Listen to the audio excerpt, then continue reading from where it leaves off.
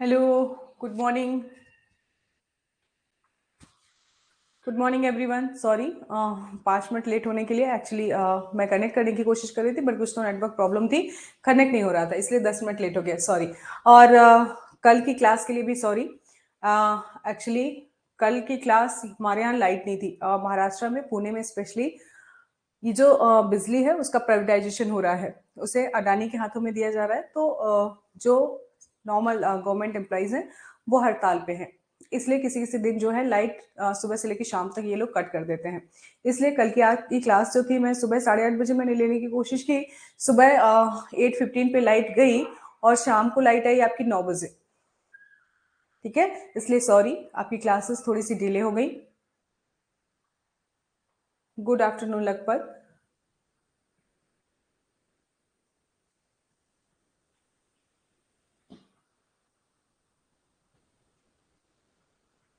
Okay, चलिए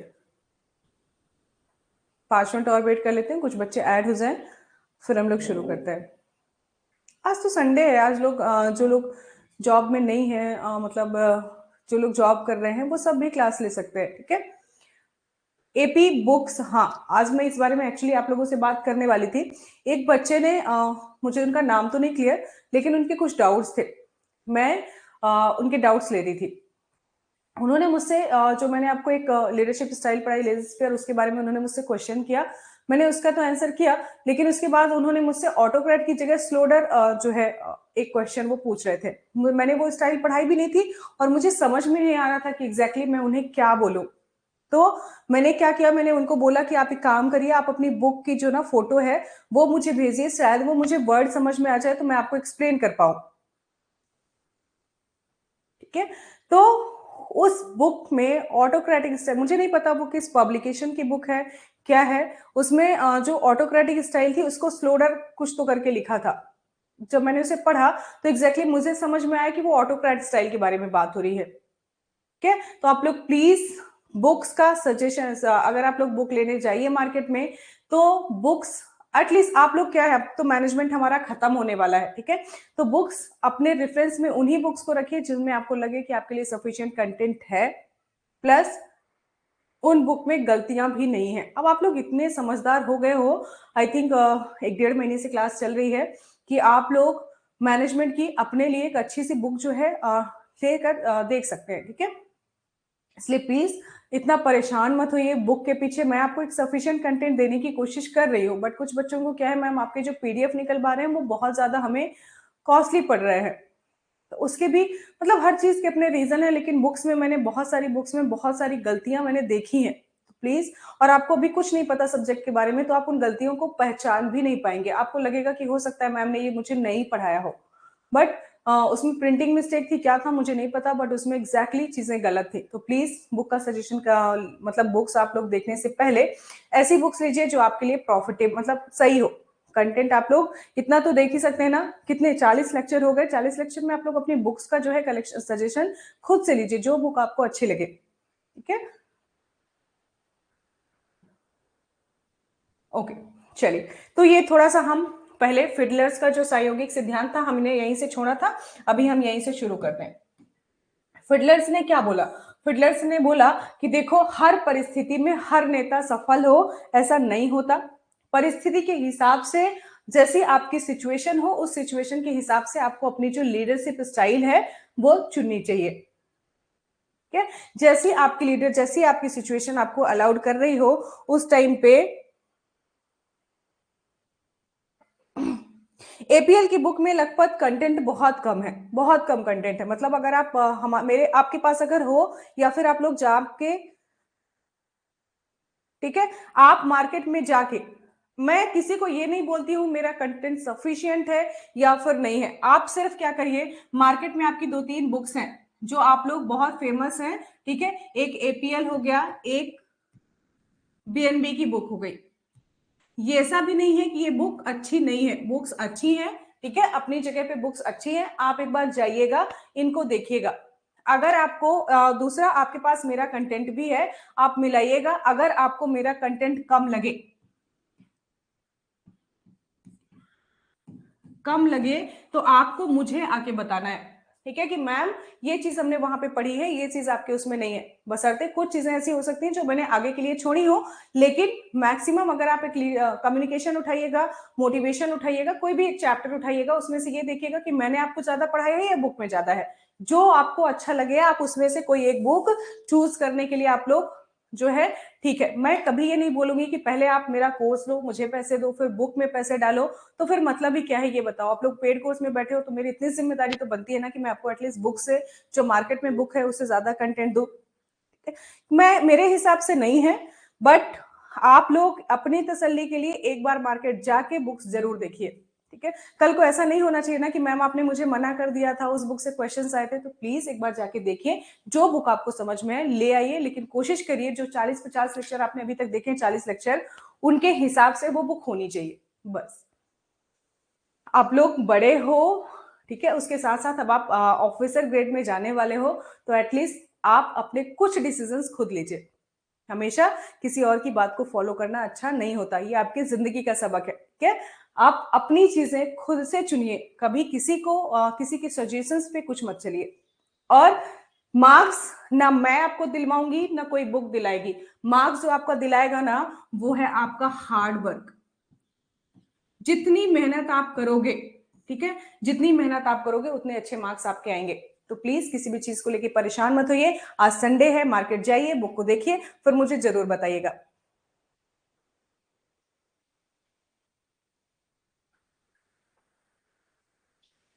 exam PDF book मैंने नहीं देखी है, एपी एग्जाम पीडीएफ बुक मैं एक बार जरूर देख लेती हूँ, फिर मैं आपको बताऊंगी, ठीक है। अगर आपका ऐसा कुछ है तो मैं, एग्जाम पीडीएफ बुक मैंने नहीं देखी, हाँ एपीएल और मैंने बीएनबी देखी है, तो एपीएल और बीएनबी से मैं आपको ज्यादा कंटेंट दे रही हूँ, उसके लिए आप सब मतलब परेशान मत होइए, ठीक है। इन दो बुक्स अगर आप लोग पूछ रहे हैं तो इन दो बुक से मेरे पास ज्यादा कंटेंट है, मैं आपको ज्यादा कंटेंट दे रही हूँ, इसलिए इन दो बुक का नहीं, मुझे एग्जाम पीडीएफ का कोई आइडिया नहीं है। मैं उस बुक को देखूंगी, फिर मैं आपको एपी जरूर बताऊंगी। क्लियर है? चलिए, आप लोग टेस्ट दीजिए ना, मतलब अभी आपका मैनेजमेंट खत्म होने वाला है, कुछ बच्चे मुझे टेस्ट दे रहे हैं, वो बताते हैं उनके मार्क्स अच्छे आ रहे हैं, तो आप लोग टेस्ट देना शुरू करिए ना, जो डिफरेंट डिफरेंट टेस्ट सीरीज होती हैं उनके टेस्ट देना शुरू करिए, आपको क्लियरली पता चलेगा कि आप क्या पढ़ रहे हैं। कोई भी टेस्ट सीरीज दीजिए आप, उसके बाद अगर कोई चीज छूट रही है, मिस हो रही है, आपने नहीं देखी है, मुझे बताइए, उन चीजों को हम एक्सप्लेन करेंगे। वैसे मैं भी ये कोशिश करती हूँ जब मैं आपके टेस्ट बनाती हूँ कि कुछ क्वेश्चंस मैं ऐसे डालूं जो चीजें मुझसे मिस हुई हैं, ठीक है। दुनिया भर के पेपर्स मैं भी खोजती हूँ, फिर मैं आपको टेस्ट सीरीज देती हूँ। फिलहाल आप देखिए, समझिए, और फिर मुझे जरूर बताइएगा जो भी बुक अच्छी हो। एग्जाम पीडीएफ मैं देख लूंगी एक बार, फिर मैं मुझे ऐसा लगा था कि शायद आईएएस निर्माण की बुक आएगी, उस बुक पे मुझे थोड़ा सा भरोसा है कि उनका जो कंटेंट होता है ना उसमें गलतियां कम होती हैं, बट अभी तक वो मुझे बुक मार्केट में बुक दिख नहीं रही है। तो एक बार मैं संजय सर से बात करती हूँ, अगर ऐसा कुछ है कि उनकी बुक आने वाली है तो मैं एक बार उनसे जरूर रेफरेंस में मांगूंगी कि मुझे एक बार कंटेंट दिखा दीजिए। बाकी अगर आपने पैसे लेके कोर्स रखे हैं तो क्यों फालतू में बुक्स के पैसे देना, ठीक है। परेशान मत होइए, मैं करूंगी जो भी है। चलिए,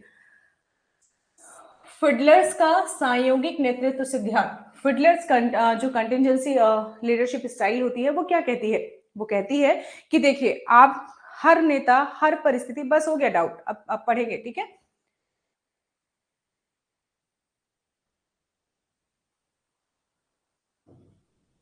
लखपत प्लीज कॉल मी, मुझे आपके क्वेश्चन समझ में नहीं आ रहा है, प्लीज मुझे क्लास से फ्री होके फोन करिएगा। आप कोई डाउट नहीं, अब सारे क्लास के बाद के डाउट होंगे, ठीक है। अभी आराम से पढ़िए। तो ये जो फिडलर्स का सायोगिक नेतृत्व सिद्धांत था, हमने इसे पढ़ लिया था। ये बोला कि हर नेता हर परिस्थिति में सफल हो ऐसा कोई जरूरी नहीं है, इसलिए हर नेता को चाहिए कि वो अपनी सिचुएशन के हिसाब से, जैसी उसकी सिचुएशन हो उस हिसाब से अपनी लीडरशिप स्टाइल को देखे। इसके लिए इन्होंने 2-3 आधार लिए कि मैनेजमेंट जो प्रबंधक है उसकी स्थिति क्या है, उसका बैकग्राउंड क्या है, उसकी एजुकेशन क्वालिफिकेशन क्या है, वो किस सिचुएशन में काम कर रहा है। फिर दूसरा, उन्होंने कर्मचारियों की भी पृष्ठभूमि देखनी चाहिए कि वो किस तरीके से काम कर रहे हैं, उनका एजुकेशनल बैकग्राउंड कितना है, उनके पास कितना काम का एक्सपीरियंस है, ये सारी चीजें आप देखिए। उसके बाद, ठीक है, उसके बाद जो है आप डिसाइड करिए कि क्या करना है। तो इन्होंने अपने उसमें 3 जो है चीजें ली, नेता सदस्य संबंध, लीडर और मेंबर रिलेशनशिप, कार्य का ढांचा और नेता की अधिकार की स्थिति, इन तीनों चीजों को आप देखिए, ठीक है। उसके बाद जो हम अभी फिडलर्स थ्योरी पढ़ रहे हैं उसमें इन्होंने बोला कि आपको 3 चीजें देखनी है, 3 चीजों के आधार पर आप ये डिसाइड करिए कि आपको लीडरशिप की स्टाइल कौन सी करनी है। आपका आपके एम्प्लॉइज के साथ रिलेशन कैसा है, ठीक है, रिलेशन कैसा है, आप जो काम कर रहे हैं, जो आपका लीडर है, जो आपके अंदर लोग काम कर रहे हैं उनकी, ठीक है, वो आपकी बातों को कितना महत्व देते हैं, फिर आप उनकी बातों से कितना प्रभावशाली, ये सारी चीजें आप देखिए। उसके बाद आपके और जो आपके मेंबर्स के बीच में रिलेशन है आप उनको देखिए कि आपके जो एम्प्लॉयज हैं, ठीक है, आपकी बात कितना मानते हैं, आपको कितना पसंद करते हैं।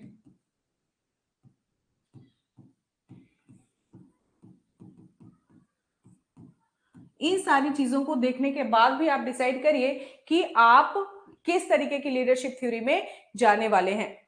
काम का ढांचा कैसा है, मतलब जो मान लीजिए जो हाई स्ट्रक्चर वाले टास्क होते हैं जिनमें असेंबली जो उत्पादन का कार्य होता है वो होता है, ठीक है, इन्हें हम किसी भी चीजों में बांध नहीं सकते, तो हम क्या कर सकते हैं, इसके लिए हम ऑटोक्रेटिक लीडरशिप स्टाइल अपना सकते हैं।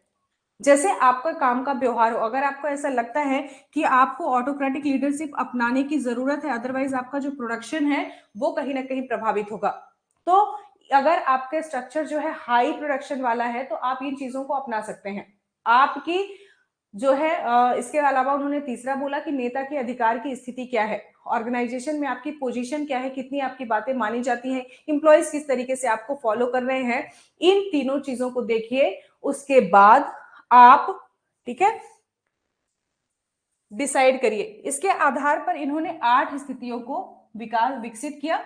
उन 8 स्थितियों से जो निष्कर्ष निकले उनको हम देखेंगे। यहां तक तो हम पढ़ चुके थे ना, फिडलर्स ने 3 आधार माने। उन्होंने बोला हर सिचुएशन में हर नेता जो है समान नहीं हो सकता, उसे अपनी सिचुएशन के हिसाब से चीजें जो है चेंज करनी चाहिए। उन्होंने 3 आधार लिए, तीनों आधार पे उन्होंने काम को आगे बढ़ाया। निष्कर्ष क्या थे, हमें यहीं से पढ़ना था, ठीक है।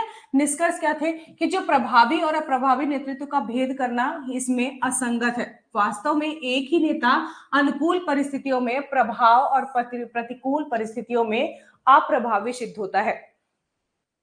इससे जो निष्कर्ष निकाले गए वो ये था कि आप नेता को प्रभावी और अप्रभावी नहीं बोल सकते, वो डिपेंड करता है सिचुएशन पे। कभी एक सिचुएशन थी, ठीक है, जो चंपारण वाला, आपको चंपारण पता है ना, आप लोग हिस्ट्री पढ़ते हैं, चंपारण वाली जो सिचुएशन थी उस टाइम पे गांधी जी पास हो गए, ठीक है, उनका जो मूवमेंट था वो सफल रहा। लेकिन बाकी के आपने इंडियन हिस्ट्री में बहुत सारे आप अगर देखेंगे जो गांधी जी के मूवमेंट्स थे वो फेल हुए, वो उनको उतनी सक्सेस नहीं मिली जितना लोगों को एक्सपेक्टेशंस थी। क्यों? क्योंकि वहां पे सिचुएशंस डिफरेंट थी। ऐसा जरूरी नहीं है कि कोई एक आदमी अगर एक चीज में बहुत अच्छा लीडर साबित हुआ है तो वो दूसरी सिचुएशन में भी होगा। क्या ये इनका पहला जो है कहने का मतलब था। गांधी जी का एग्जाम्पल आपके सामने है, आपने गांधी जी को देखा है। चंपारण जो उनका पहला मूवमेंट था वो बहुत सक्सेसफुल था, लेकिन जो बाद के आपने देखे उनके बहुत सारे मूवमेंट्स हुए बाद में भी, ठीक है, लेकिन क्या वो सफल हुए? नहीं। चाहे वो चौरा चौरी कांड हो गया हो, चाहे कुछ भी, कुछ रीजंस कुछ भी रहे हो, लेकिन वो सफल नहीं हुए, मतलब उनको लास्ट फेज तक नहीं ले जाया गया।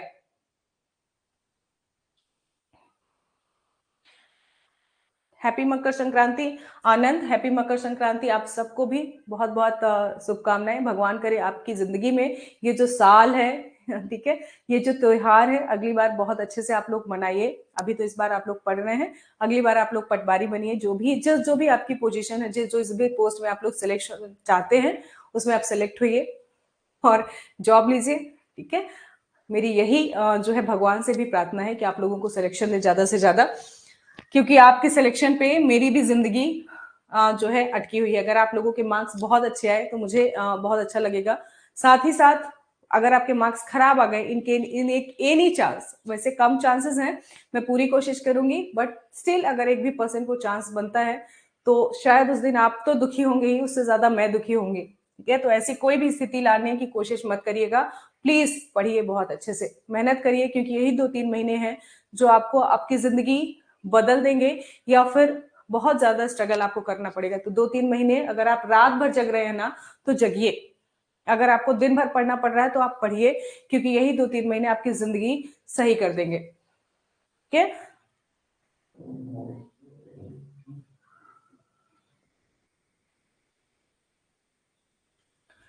विस्तार अधिकारी भाई आपको 160 प्लस मार्क्स लेके चलने हैं। ठीक है, देखिए बच्चों के कितने मार्क्स आते हैं वो पेपर पे डिपेंड करेगा, कट ऑफ कितना होता है। पेपर अगर सरल होगा तो ऑब्वियसली बात है कट ऑफ हाई होगा, अगर पेपर कठिन होगा तो ज्यादा जाएगा, लेकिन फिर भी 160 अभी आप एवरेज मान के चलिए। कोई भी व्यक्ति अनुकूल परिस्थितियों का चुनाव करके और उसके अनुसार नेतृत्व शैली अपनाकर नेता बन सकता है, अर्थात गुणमूलक सिद्धांत के अनुसार नेता में बहुत सारे गुणों का पाया जाना आवश्यक नहीं होता है। जो ट्रेड थ्योरी में उन्होंने 12 से 13 जो गुण दिए थे नेताओं के, इन्होंने बोला कि अगर वो गुण भी नहीं है, कोई एक पर्टिकुलर चीज होती है, सिचुएशन होती है, अगर आप अपने लिए एक फेवरेबल सिचुएशन चूज करते हैं और उस सिचुएशन में आप नेता जो है बन सकते हैं, इसके लिए जरूरी नहीं है कि जो ट्रेड थ्योरी के गुणों में आपने पढ़ा था वो गुण जो है नेता में पाए जाए। अब अगली जो हमारी थ्योरी है नेतृत्व का पथ लक्ष्य सिद्धांत, पथ गोल थ्योरी ऑफ लीडरशिप, इंपॉर्टेंट है, क्वेश्चन इससे पूछे भी गए हैं, इसलिए इसको थोड़ा, हालांकि सारी इंपॉर्टेंट है बट फिर भी ये थोड़ी ज्यादा इंपॉर्टेंट है।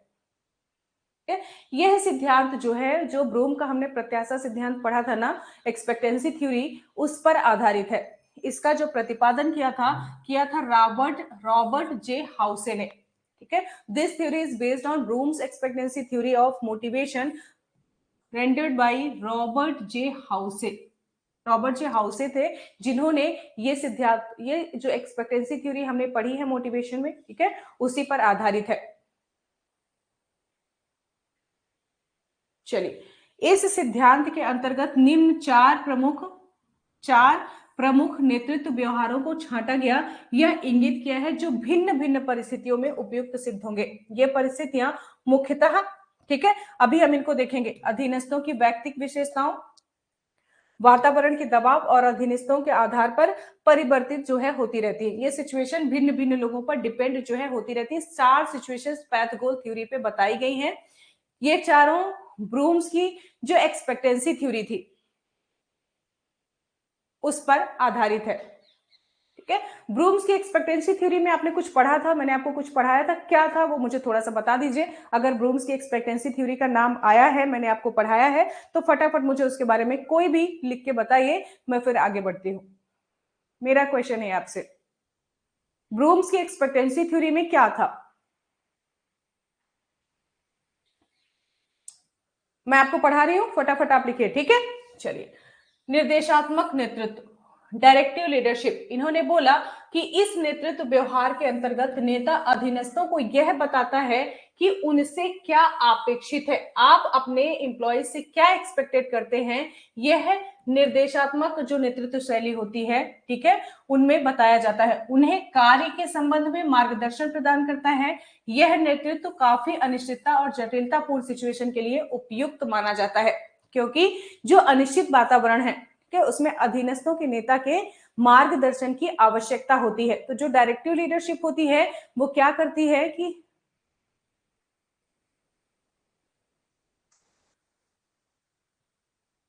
किसी ने नहीं बताया ना, तुम सब ना एकदम कामचोर होके बैठे रहते हो। फटाफट लिखो, ब्रूम्स की एक्सपेक्टेंसी थ्योरी में हमने पढ़ा क्या था?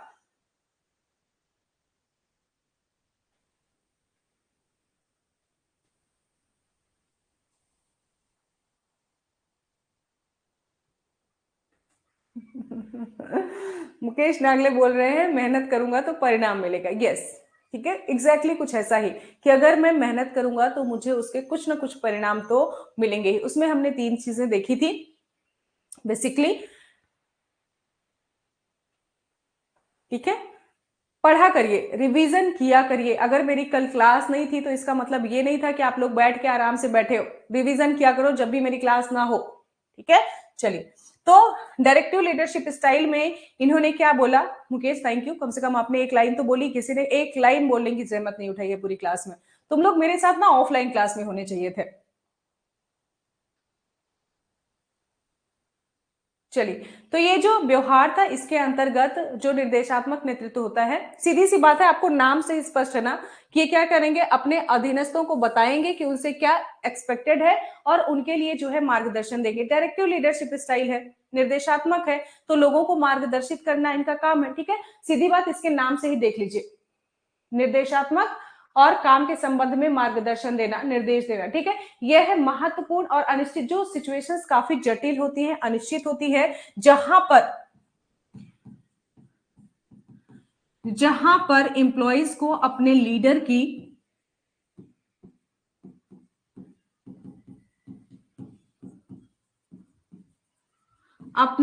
के अनुभवों की जरूरत होती है, जहां पे अनएक्सपेक्टेड सिचुएशंस हमेशा आती रहती हैं, वहां पे जो एक्सपीरियंस्ड लोग होते हैं उसको हैंडल करने के लिए वो लोग जो है पर्याप्त होते हैं। ठीक है, जैसे हम अपनी जिंदगी के अनुभव, अपनी लाइफ किससे सीखते हैं, जो हमारे बड़े होते हैं, क्योंकि उन्होंने एक जिंदगी हमारे से पहले जी चुकी होती है, तो हमें अपने कुछ कुछ चीजें बताते हैं ना, एक्सपीरियंस्ड होते हैं, वो हमारा मार्गदर्शन कहीं ना कहीं करते हैं जब सिचुएशंस बहुत खराब होती हैं या फिर हम उनको समझाने में जो है सफल नहीं होते। तो जो लोग हमसे बड़े होते हैं हम उनसे पूछते हैं कि बताइए क्या किया जाए। तो यहां पर इस वाले प्रिंसिपल्स में ऐसे एम्प्लॉइज जिनको इस टाइम पर एम्प्लॉइज को जरूरत किसकी होती है, सिचुएशन जो है प्रिडिक्टेबल है, उनको नहीं पता है फ्यूचर में क्या होने वाला है, तो जो सबॉर्डिनेट्स हैं उनको जरूरत होती है अपने एम्प्लॉय के अपने लीडर के मार्गदर्शन की। ठीक है, वहां पर जब ऐसी सिचुएशंस, कठिन सिचुएशन हो, अनिश्चित सिचुएशंस हो, तो वहां पर जरूरत होती है एम्प्लॉइज को अपने लीडर की, और ये लीडर उनका मार्गदर्शन करता है, उनसे ये चीज तो बताता ही है कि हम आपसे क्या चाहते हैं, लेकिन उसके साथ साथ अगर कोई डिफरेंट सिचुएशन पड़ती है तो उनको मार्गदर्शन देने का काम भी करता है। इसे बोलते हैं डायरेक्टिव लीडरशिप।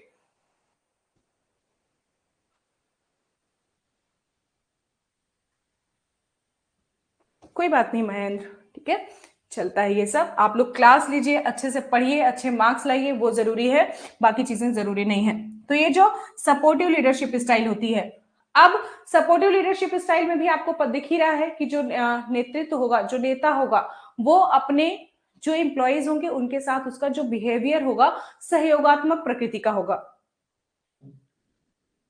ठीक है, जो अधीनस्थ है, इस नेतृत्व व्यवहार के अंतर्गत नेता का जो दृष्टिकोण होता है वो सहयोगात्मक तथा मैत्रीपूर्ण होता है। हम पढ़ ही रहे हैं सहयोगात्मक नेतृत्व से।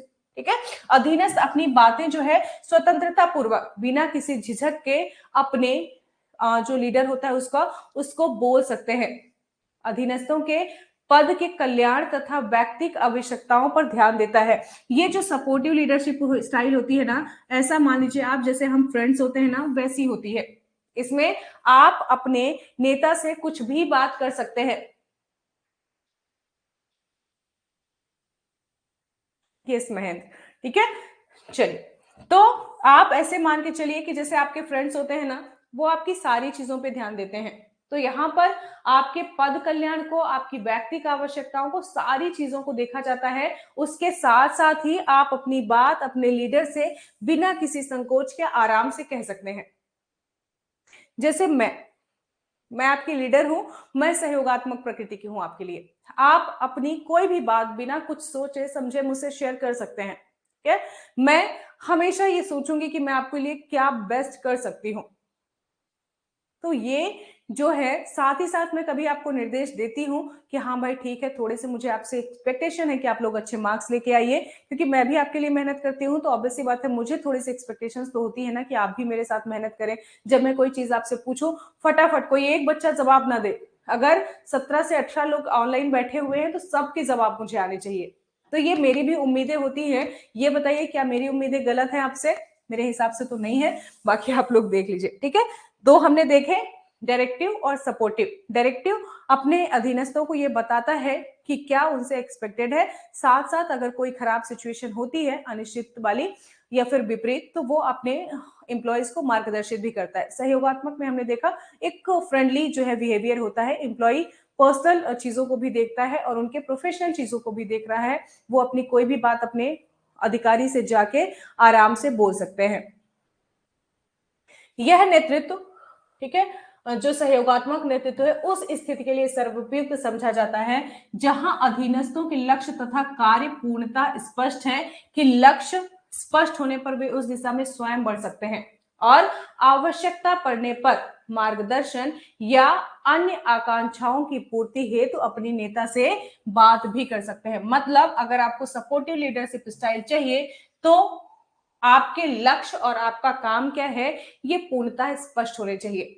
मैं सपोर्टिव लीडरशिप स्टाइल आपको दे रही हूं क्योंकि आपका लक्ष्य, आपको पता है कि मुझे करना क्या है, बस इसी से रिलेटेड मुझे आपको गाइडेंस देना होता है जब भी आप किसी मुसीबत में पड़ते हैं।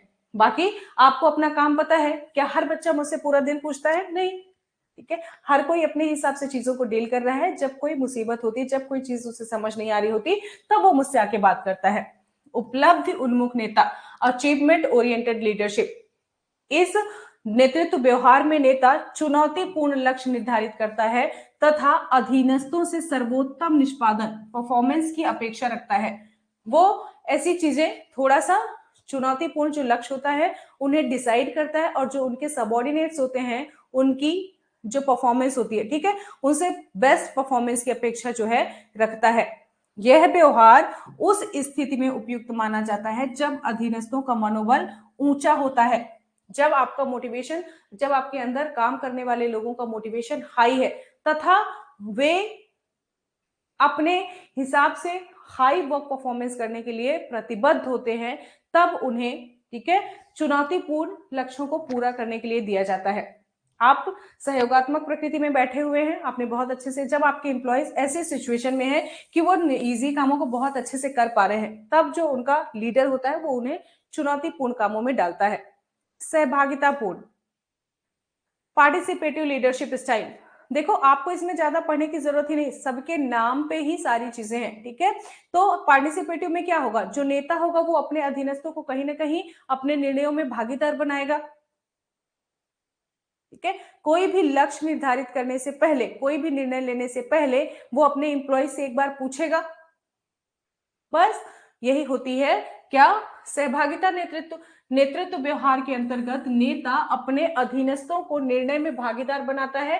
निर्णय लेने तथा लक्ष्य निर्धारित करने से पूर्व नेता अपने अधीनस्थों से परामर्श करता है और उन्हें सुझाव देने के लिए कहता है। यह नेतृत्व व्यवहार उस स्थिति के लिए सर्वोपयुक्त माना जाता है जब किसी निर्णय के लेने या कार्य करने से अधीनस्थों की जो सम्मान की भावना है वो तेजी से प्रभावित होती है और अधीनस्थ जो होते हैं अपने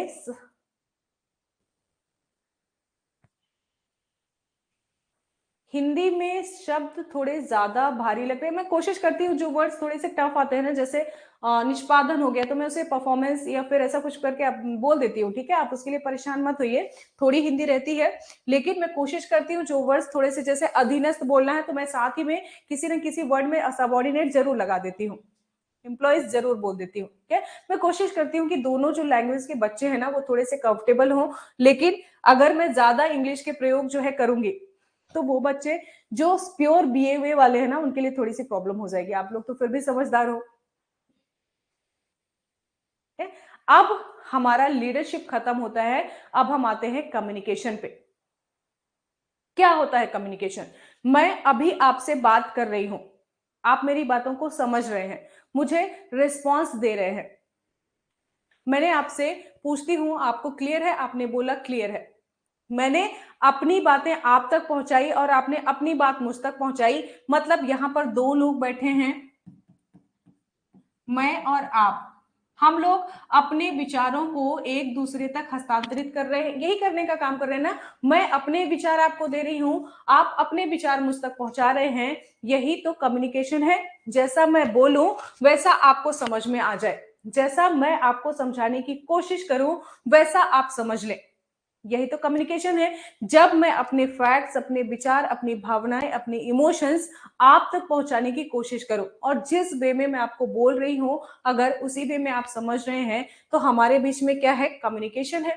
अभी राइट नाउ हम यही कर रहे हैं ना, मैं हूं, मैं आपकी क्लास ले रही हूं, आप वहां पे बैठे हुए, मैं अपने विचार आप तक पहुंचा रही हूं, आपको अगर कुछ भी डाउट हो रहा है तो आप जो है मुझे अपने विचार पहुंचा रहे हैं। यहां पर अभी हमारी क्लास में दो प्रकार का कम्युनिकेशन हो रहा है। एक, मैं आपसे मौखिक और रिटन दोनों कम्युनिकेशन कर रही हूं, लेकिन आप मुझसे रिटन कम्युनिकेशन कर रहे हैं। मैं आपको देख नहीं पा रही हूं, सिर्फ आप जो लिखकर मुझे मैसेजेस भेज रहे हैं मैं वो पढ़ रही हूं।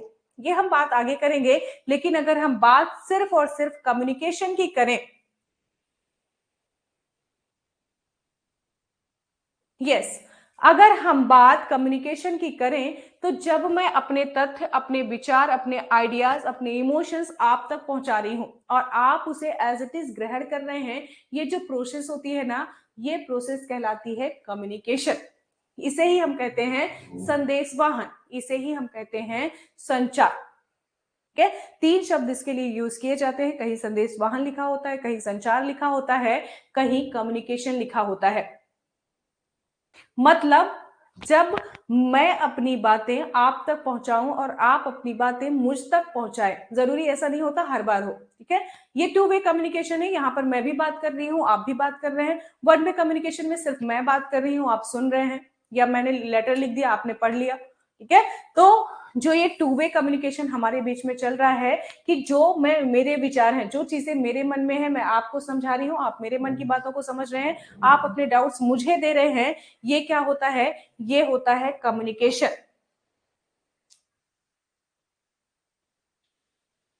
ठीक है, तो अगर आप एक जनरल डेफिनेशन देखें, जनरल डेफिनेशन देखें तो जो कम्युनिकेशन होता है,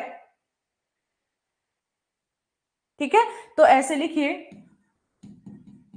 इसका अभिप्राय, ठीक है, अपने विचारों, एक मोटी मोटी जो मैं आपको डेफिनेशन बताती हूं ना, विचारों, तथ्यों, भावनाओं आदि को एक व्यक्ति से,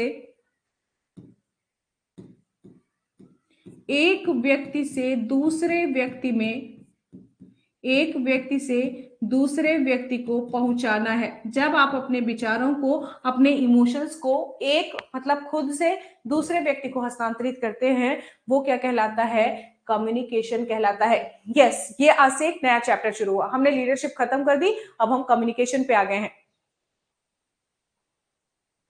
तो ये जो कम्युनिकेशन का अर्थ है ना, जो कम्युनिकेशन है वो एक नॉर्मल शब्द कम्युनिस्ट जो है कम्युनिस्ट से बना हुआ है, जिसका अर्थ होता है कॉमन। ठीक है, मतलब दो या दो से अधिक व्यक्तियों के बीच में समान रूप से जो चीजें चल रही हैं, ठीक है, ये जो तथ्य हो गए, ये जो भावनाएं हो गई, ये जो विचार हो गए, हम जो ये एक दूसरे से एक्सचेंज कर रहे हैं, अगर ये चीजें समान रूप से चल रही हैं दोनों लोगों के बीच में, मैं समझा रही हूं, आप उसे समान रूप से समझ रहे हैं, यही होता है कम्युनिकेशन।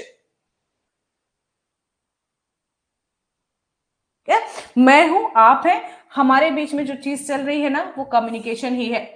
इस प्रकार कम्युनिकेशन अर्थात संदेशवाहन का अर्थ हुआ दो या दो से अधिक व्यक्तियों द्वारा विचारों का आपस में बांटना। ठीक है, आप अपनी चीजें मुझसे शेयर कर रहे हैं, मैं अपनी चीजें आपको बता रही हूं, बस यही तो कम्युनिकेशन, एक सिंपल सा फंडा है। इंपॉर्टेंट चैप्टर है, एग्जाम में क्वेश्चन इससे हमेशा आते हैं। अतः संदेश वाहन के अंतर्गत विभिन्न व्यक्तियों के मध्य विचारों का ऐसा आदान प्रदान आता है जिससे सुनने वाला कहने वाले के भाव से ही ग्रहण कर रहा हो।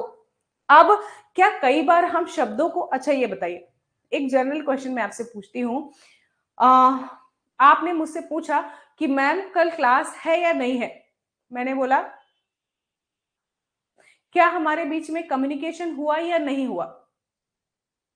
फटाफट रिप्लाई करिए सारे लोग, क्या हमारे बीच में कम्युनिकेशन हुआ या नहीं हुआ?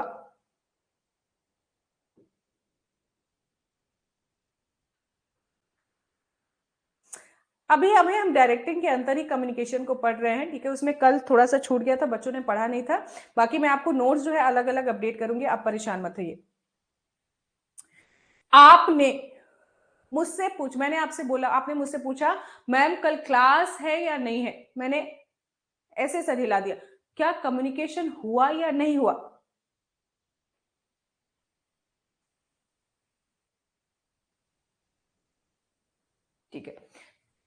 हुआ। क्यों? क्योंकि भले ही मैंने इशारा किया हो, लेकिन आपने मेरी बात तो समझी कि मैम बोल रही है नहीं हुआ। अगर आप मेरी बात समझ गए, भले ही मैं इशारों में बात कर रही हूं, तो ये जो संकेत वाली चीजें होती है ना, वो भी कम्युनिकेशन में ही आती हैं। मैंने अगर आपको ऐसे बोला, तो हमारे बीच में आपने ये चीज समझ ली। अगर आपने ये चीज समझ ली है, तो सीधी सी बात है, हमारे बीच में कम्युनिकेशन हुआ है। अगर आपको समझ में नहीं आता,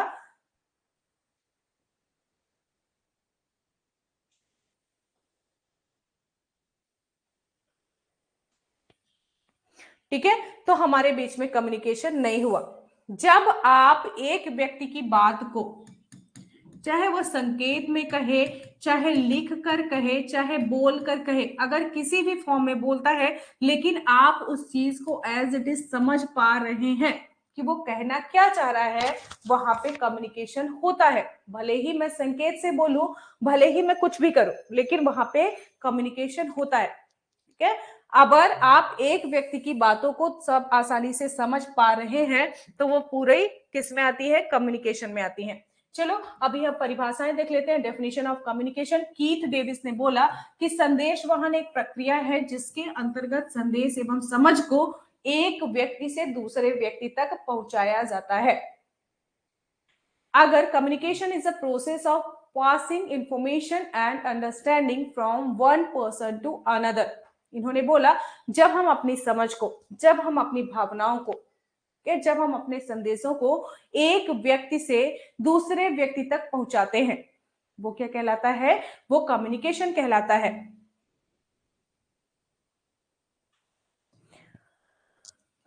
ठीक है, सीजी ब्राउन ने कहा कि संदेश वाहन एक व्यक्ति से दूसरे व्यक्ति तक सूचना का हस्तांतरण है, चाहे उसके द्वारा विश्वास उत्पन्न हो या नहीं, अथवा विनिमय हो या नहीं, लेकिन हस्तांतरित सूचना प्राप्तकर्ता को ठीक प्रकार से समझ में आनी चाहिए। सिर्फ सिचुएशन एक दी है इन्होंने कम्युनिकेशन के लिए, कि जो मैं आपको बात समझाने की कोशिश करूं, अगर वो बात आप समझ जाएं, तो हमारे बीच में कम्युनिकेशन है अथवा नहीं है। ठीक है, जरूरी है कि दो व्यक्ति आपस में इसके लिए अपने विचारों को साझा करें। अब एक बताइए, एक सिचुएशन है कि आप किसी बस स्टैंड में जाते हैं, आप खड़े हैं, एक आदमी भी खड़ा हुआ है, अब दोनों के बीच में कोई बात नहीं है, कुछ नहीं है, ना आपने उससे कुछ शेयर किया, ना उसने आपको कुछ शेयर किया, वो भी बैठा है, आप भी खड़े हैं, आप दोनों चले गए, तो क्या वहां पे कम्युनिकेशन हुआ? नहीं, वहां पे कोई कम्युनिकेशन जो है नहीं हुआ। ठीक है, तो सिर्फ इसके लिए ये है कि एक आदमी दूसरे व्यक्ति को अपनी सूचना, अपनी इंफॉर्मेशन, अपने फैक्ट्स, अपने विचार, सारी चीजें आपको दे, और आप उन विचारों को जैसा वो आपको समझाना चाह रहा है वैसा ही समझे, वही होता है कम्युनिकेशन। चलिए अभी हम विचारों के बारे में बात कर लेते हैं। संदेश वाहन की विशेषताएं क्या हो सकती है, कैरेक्टरिस्टिक्स क्या होते हैं? दो या दो से अधिक व्यक्ति, हमेशा कम्युनिकेशन के लिए दो या दो से ज्यादा व्यक्तियों की जरूरत होती है। कैसे? अभी मैं आपसे बात कर रही हूं, अगर मैं अकेले में पढ़ा रही होती तो क्या कोई कम्युनिकेशन होता? नहीं, मैं अकेले में बड़बड़ा रही हूं, ठीक है, मेरा मन है, लेकिन वहां पे कोई कम्युनिकेशन नहीं होता। यहां पर दो लोग होने जरूरी होते हैं, एक जो इंफॉर्मेशन दे रहा है, दूसरा वो जो इंफॉर्मेशन ले रहा है, तब तो दो व्यक्तियों के बीच में कम्युनिकेशन होगा। इसीलिए बोला गया है कि कम्युनिकेशन में दो या दो से जो ज्यादा व्यक्ति हैं, ठीक है, वो जो है जरूरी होते हैं। यहाँ पर एक सेंडर जरूरी है, जो भेजने वाला हो संदेश को, दूसरा रिसीवर भी जरूरी है, जो कम्युनिकेशन को ले। अगर मैं इस क्लास में अकेले पढ़ा रही होती तो कोई कम्युनिकेशन नहीं होता, मेरा जो मन है, मैं बात कर रही हूँ, मैं उठ के चली जाती, ना किसी को समझ आ रहा है, ना ही कुछ है, तो क्या वहां पे कम्युनिकेशन हुआ? नहीं हुआ।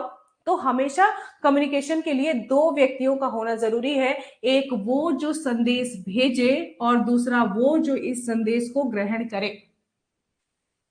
क्लियर है? चलिए अगला, विचारों का विनिमय, एक्सचेंज ऑफ आइडियाज होना भी जरूरी है। अभी मैंने आपको एक एग्जांपल दिया, आप किसी बस स्टॉप पे खड़े हो, ठीक है, आप अपने बस स्टॉप पे खड़े हो, दो व्यक्ति बस लेने के लिए बस स्टॉप पे खड़े हुए हैं। अब बस आई, आप दोनों बस में बैठे और चले गए, क्या आप दोनों के बीच में कम्युनिकेशन हुआ?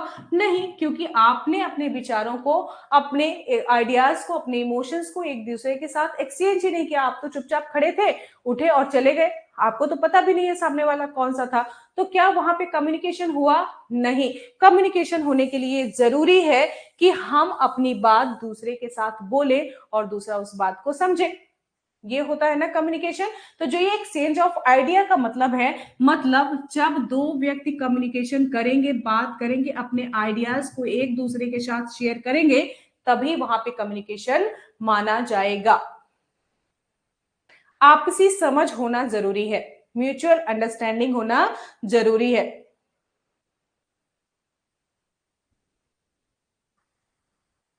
ठीक है, अब क्या हुआ? म्यूचुअल अंडरस्टैंडिंग मतलब जो मैंने कहा, जो भी मैंने आपको संदेश दिया, आप उस संदेश को एज इट इज समझ लें। अगर मैंने बोला कि नहीं करना है, तो आपको ये समझ में आना चाहिए कि नहीं करना है। अगर मान लीजिए मैं किसी और लैंग्वेज में यहाँ पे बोल रही होती और आपको कुछ समझ नहीं आ रहा होता, तो क्या वो कम्युनिकेशन होता? नहीं होता, क्योंकि आपको तो समझ ही नहीं आ रहा मैं क्या चिल्ला रही हूं। तो कम्युनिकेशन का अर्थ में ये चीज जरूरी है कि जो भी मैं आपसे चीजें शेयर करूं, वो चीज आपको एज इट इज समझ में आनी चाहिए।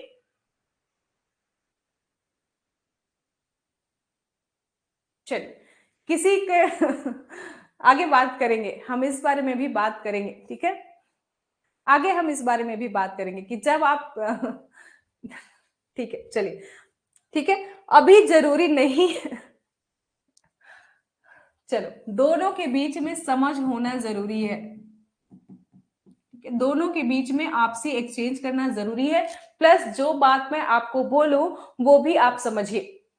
अब जैसे मैंने आपको बोला कि आप लोगों को नहीं, अभी आप मान लीजिए कोई बच्चा मेरे सामने खड़ा है या आप ही खड़े हैं, कोई काम आप कर रहे हैं, मैंने आपको बोला कि ये काम आपको नहीं करना है, आपने मेरी बात सुन ली, समझ ली, पर फिर भी आप किए जा रहे हैं, क्या उस सिचुएशन में कम्युनिकेशन हुआ? फटाफट मुझे रिप्लाई करिए। आप, मैंने आपको बोला, आप मेरे सामने खड़े हैं, मैंने बोला नहीं करना है और आप काम किए जा रहे हो, जबकि आपको बात समझ में आई है, आप मेरी लैंग्वेज के साथ कंफर्टेबल है, फिर भी आप वो काम कर रहे हैं, क्या वहां पे कम्युनिकेशन हुआ? फटाफट बताइए, जितने लोग ऑनलाइन है सारे लोग बताइए।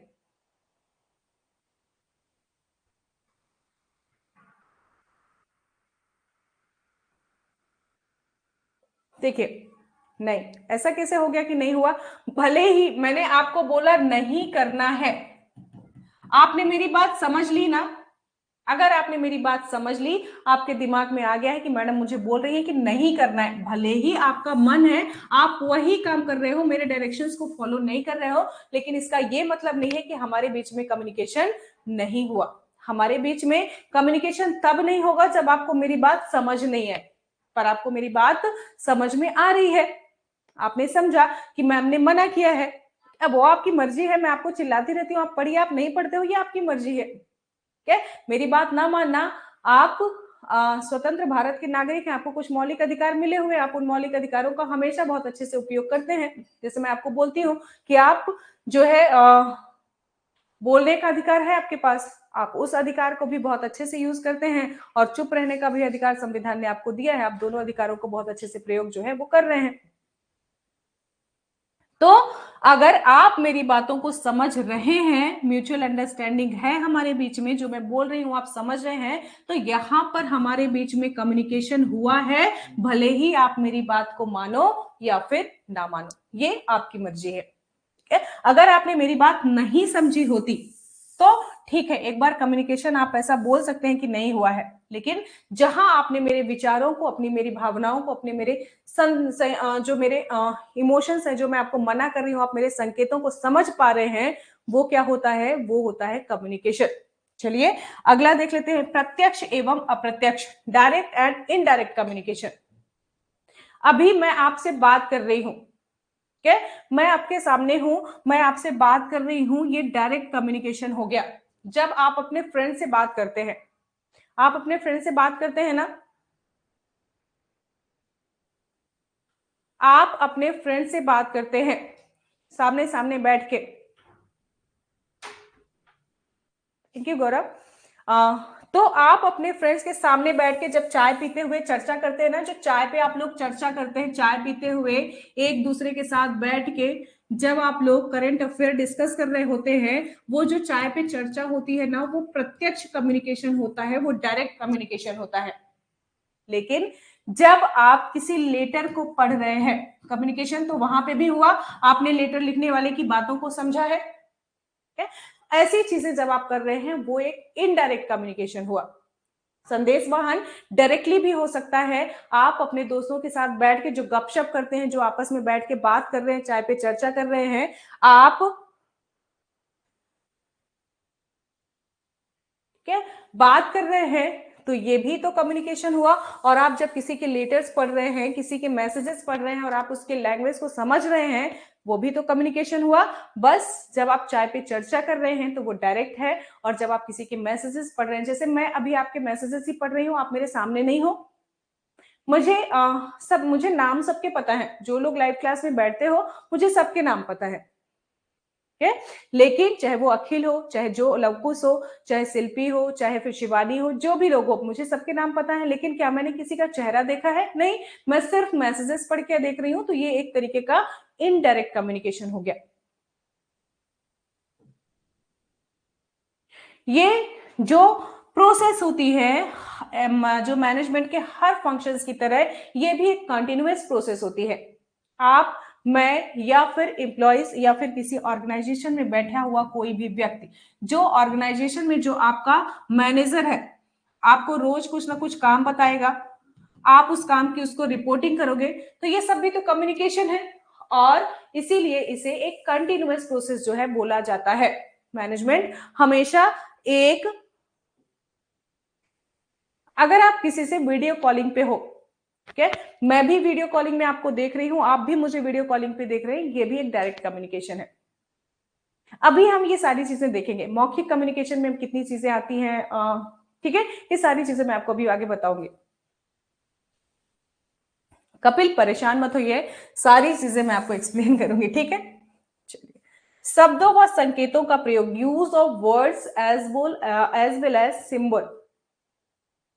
अब शब्द तो होते ही हैं, ठीक है, आप लोग वो समझ ही गए कि कम्युनिकेशन में वर्ड्सों का यूज होता है, लेकिन सिंबल्स का भी यूज होता है। जैसे एक तरीके का मैं आपको सबसे सही बताती हूँ, जब आप लोग रोड पे जाते हैं ना, जब आप रास्ते पे जा रहे होते हैं, आपको लिखा होता है ना, कहीं पे संदेश बना होता है, आगे स्कूल है, दो बच्चे स्कूल का बैग लेके जा रहे हैं, और आगे आपको पता है कि आगे स्कूल है, तो आप अपनी गाड़ी की स्पीड धीमे कर लेते हैं। ये भी एक तरीके का कम्युनिकेशन है। सामने वाले ने सिर्फ एक सिंबल लगा दिया और आपको चीजें समझ में आ गई कि मुझे आगे अपनी गाड़ी की रफ्तार धीमी करनी है। आप किसी शांत एरिया से जा रहे हैं, वहां पर, ठीक है, ये करके क्रॉस कर दिया गया, एक स्पीकर बनाया गया। मेरी जो ड्राइंग है वो थोड़ी सी खराब है, मैनेज कर लेना, ठीक है। तो अगर वहां पे ऐसे क्रॉस का निशान बना दिया गया, तो आपको पता है ना कि ये शांत एरिया है, आप समझ गए कि शांत एरिया है, यहाँ पे मुझे जो है हॉर्न ज्यादा नहीं बजाना है। तो ये एक सिंबॉलिक हो गया। जैसे अभी एक और सबसे सही एग्जांपल मैं आपको बताऊं, जब आपके स्कूल में थे आप, आपके स्कूल में जैसे ही 5:30 हुए व 5 बजे आपके स्कूल में घंटी बजा दी जाती थी, आप सारे बच्चों को पता चल गया कि छुट्टी हो गई है, अब हमें अपने बैग लेके घर जाना है। क्या आपको किसी ने बताया? नहीं, एक फिक्स टाइम पे घंटी बजती है, मतलब इसका होता है कि हमें अब अपने घर जाना है, अब हमारी छुट्टी का टाइम हो गया। आपने, सामने वाले ने घंटी बजाई, आपने उसकी बात को सुन लिया, ये भी कम्युनिकेशन है। आप उसकी बात को समझ के बस्ता लेके जो बाहर आ जाते थे ना बैग लेके, वो भी एक तरीके का कम्युनिकेशन ही है।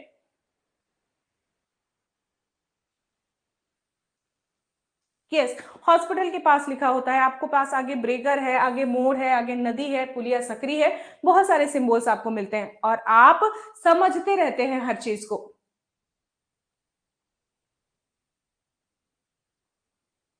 चलिए आगे फटाफट फटाफट फिर से आगे बढ़ते हैं।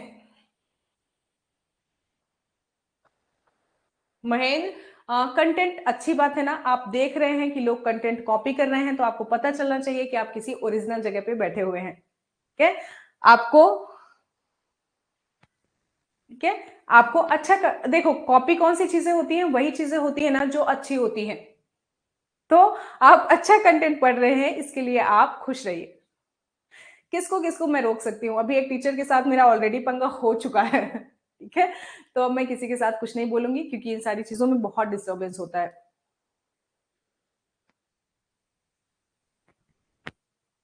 ठीक है, इन सारी चीजों में बहुत टाइम जो है जाता है, मुझे कोई मतलब नहीं है, मुझे मतलब है सिर्फ अपने बच्चों से। कंटेंट आज नहीं तो कल कॉपी होना ही है, कोई बात नहीं है। ठीक है, और मैं भी तो किसी ना किसी का रेफरेंस लेके पढ़ाती हूँ, ऐसा तो नहीं है कि मैं खुद सारी चीजें लिखती हूँ। मैं भी किसी बुक से पढ़ाती हूँ, किसी चीजों को पढ़ाती हूँ, ठीक है, करने दीजिए। मेरा कंटेंट कितना कॉपी हो रहा है ये चीज कभी मैटर नहीं करती, मैटर जो चीज करेगी ना वो आप लोगों की मेहनत होगी। जितनी आप मेहनत करोगे, जितने आपके मार्क्स आएंगे, जिस दिन आपका पटवारी का पेपर हो जाएगा ना, उस दिन पता चलेगा कि मेरा कंटेंट वाकई में कितना अच्छा था। क्योंकि अगर आपके मार्क्स बहुत अच्छे आए, मेरा कंटेंट अच्छा था, मैंने अच्छा पढ़ाया, अगर आपके मार्क्स खराब आए तो मेरा कंटेंट खराब था, मैं अच्छा नहीं पढ़ा रही थी, समझे। इसलिए जो मेरी मेहनत है ना, वो सिर्फ उसका रिजल्ट आप लोग मुझे दे सकते हो, बाकी कोई नहीं। इसलिए बोलती हूँ पढ़ा करो।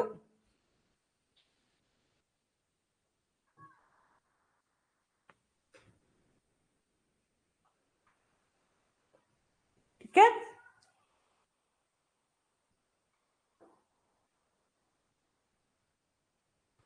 उन्होंने वीडियो भेज दिया है, मैं वीडियो अपलोड कर दूंगी। ठीक है, तो उसके लिए परेशान मत होइए, मैं इतना तो लड़ी हूं आप लोगों के लिए। चल कोई बात नहीं, अभी हम देखते हैं संदेश वाहन की प्रक्रिया, प्रोसेस ऑफ कम्युनिकेशन में कितनी चीजें शामिल होती हैं। मुझे जो अच्छा सबसे सही जो जवाब दे होगा ना, वो आप लोगों के द्वारा दिया जाएगा सारे टीचर्स को, कि आप की मेहनत, आपके मार्क्स, मुझे जिस दिन मैंने आज बहुत हल्ला कर दिया और आप लोगों के मार्क्स अच्छे नहीं आए, लोग मुझे क्या बोलेंगे ये सोचिए, कि इतना तामझाम फैलाया गया कि मेरा कंटेंट कॉपी हो रहा है, ये हो रहा है, वो हो रहा है, और इनके ही बच्चों के मार्क्स खराब आए हैं। तो मेहनत भले ही मैं कर रही हूं आपके लिए, लेकिन रिजल्ट जो है ना, मुझे आपकी मेहनत से मिलना है, मेरी मेहनत से नहीं। इसलिए प्लीज पढ़िए, जितना हो सके उतना पढ़िए। चलिए अभी हम देखते हैं, ये चीजें जो है मैं होनी जरूरी है, वो आपको समझ में आ गया होगा। अभी हम देखिए, इसमें एक अगर दो लोगों में कम्युनिकेशन हो रहा है, ठीक है, एक सेंडर होता है, एक रिसीवर होता है, जो अपना संदेश, जो आपके साथ अपने इमोशंस को साझा कर रहा है। ठीक है, जैसे अभी मैं आपको मैनेजमेंट पढ़ा रही हूं, तो मैं यहां पर क्या हूं, सेंडर हूं। आप मेरी बातों को सिर्फ सुन रहे हैं, समझ रहे हैं, पर ये जो बीच में आप लोग कमेंट कर देते हो ना, उसको जब मैं पढ़ती हूँ, इन कमेंट्स को जब मैं पढ़ती हूँ, उस टाइम पे जिसका भी मैंने, मान लीजिए अभी मैंने किसका कमेंट पढ़ा, अमन का। ठीक है, अगर मैंने अमन का कमेंट पढ़ा, तो यहां पर अमन जो है सेंडर है और मैं उसके मैसेजेस पढ़ रही हूं, इसलिए मैं यहाँ पे रिसीवर हूं। लेकिन मैं आपके लेक्चर्स को ले रही हूं, मैं बोल रही हूं, और आप मेरी बातों को सुन रहे हैं, तो मैं यहाँ पर प्रेषक हूं। जब कंपनी में आपका मैनेजर आपको बातें बताता है कि काम कैसे करना है, क्या करना है, पॉलिसीज क्या है, वो वहां पे प्रेषक होता है। क्या, अभी मैं आपको चीजें भेज रही हूं ना, मैं लेक्चर दे रही हूँ, मैं लगातार बात कर रही हूँ, आप बैठ के आराम से सुन रहे हो, ये क्या हो गया, मैं यहाँ पे प्रेषक हूं और आप यहाँ पे रिसीवर हैं। जैसे ही आपने मुझे कमेंट भेजा, आपने मुझे मैसेज भेजा, मैंने वो मैसेज, मैं उस टाइम पे मैसेज को पढ़ रही हूं, मैं उसी टाइम पे कन्वर्ट हो गई किस पे, रिसीवर पे। मतलब जो बकवास कर रहा है वो हो गया सेंडर, और जो सुन रहा है बैठ के उस बकवास को, वो हो गया रिसीवर, वो प्राप्त करता हो गया। ठीक है, आप अपने विचारों को दे रहे हैं, सामने वाला ले रहा है। तो हमेशा प्रोसेस में जो प्रोसेस शुरू होती है, वो शुरू होती है प्रेषक से। आप मुझे संदेश भेज रहे हैं, मैं आपको संदेश भेज रही हूं, तो मैं हो गई प्रेषक, आप मुझे मैसेजेस भेज रहे हैं, जब मैं मैसेज पढ़ रही हूं, आपकी बात समझ रही हूं, वो होता है क्या, रिसीवर। फिर हमेशा एक मैसेज होता है, ठीक है, हमेशा एक मैसेज होता है, आप कुछ भी कहते हैं, ठीक है, आप कुछ भी कहते हैं, चाहे वो आपके विचार हो, आपके सजेशंस हो, आप मुझे कुछ आइडियाज देते हैं, ठीक है, आप मुझसे अपनी भावनाएं शेयर करते हैं, कि मैम समझ में आ रहा है नहीं आ रहा है, ये सारी चीजें, मतलब जो भी सब्जेक्ट का मैटर है, जो भी जिस भी सब्जेक्ट पे बात चल रही है, जो भी मैटर है वो, अभी आप एक लेटर लिखिए। सबसे अच्छा एग्जांपल मैं आपको समझाती हूँ, ठीक है। आप लिखते हैं ना क्या, जैसे मान लीजिए किसी ने अमन को लेटर लिखा, लिखा प्रिय अमन, यहां पर बाकी बातें लिखी गई। फिर जैसे मान लीजिए आपने अपने पिताजी को लेटर लिखा, तो आप लिखते हैं ना आदरणीय पिताजी, सादर चरण स्पर्श,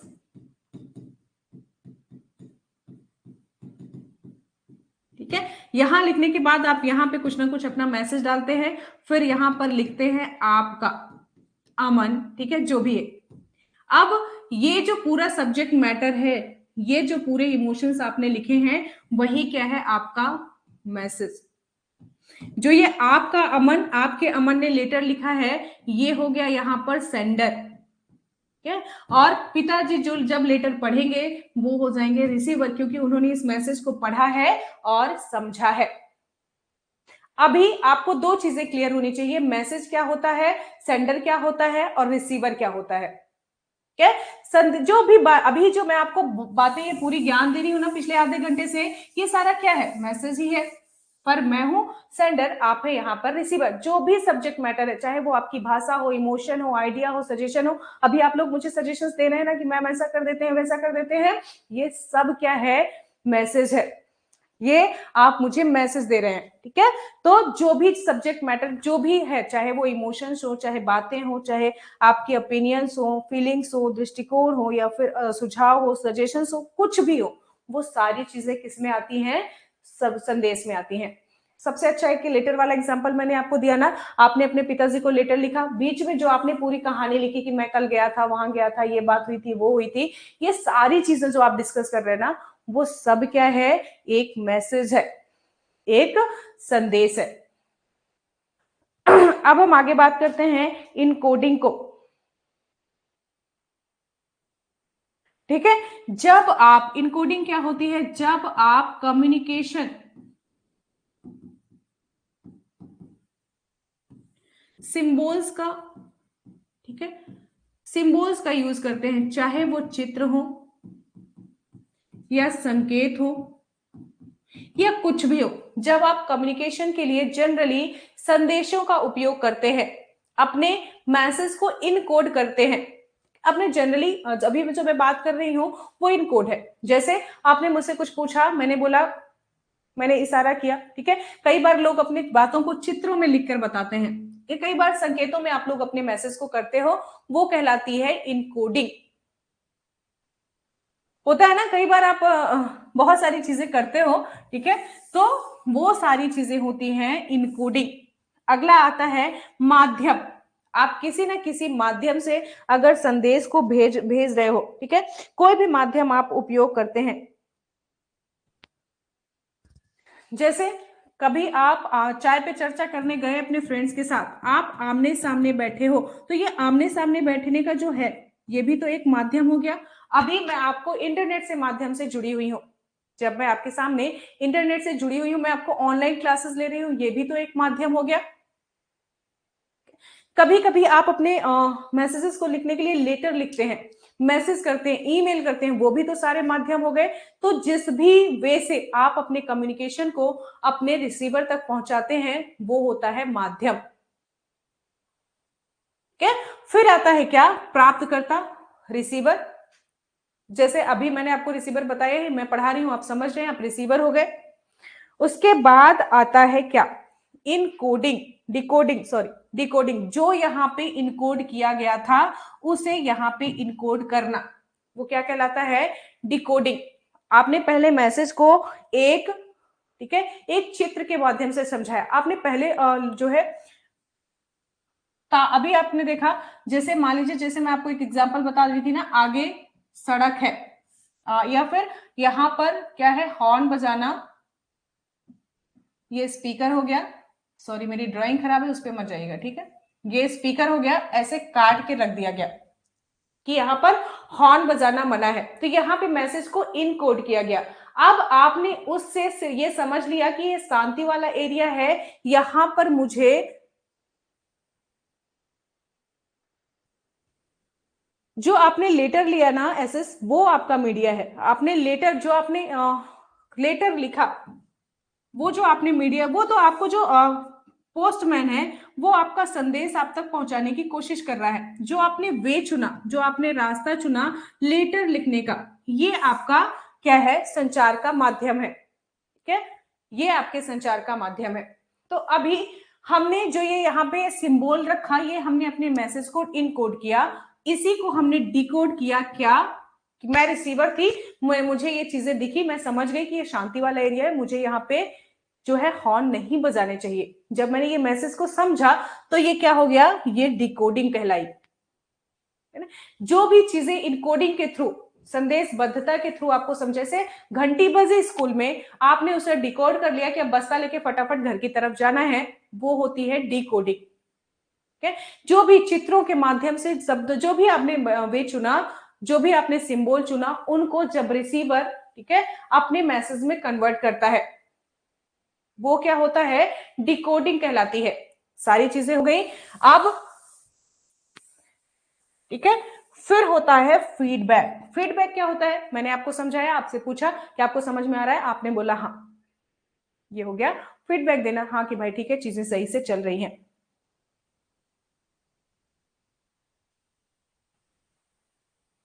अब इस पूरी स्लाइड में कोई डाउट है तो मुझसे पूछे। अगर इस पूरी स्लाइड में कोई डाउट है तो आप मुझसे पूछ सकते हैं।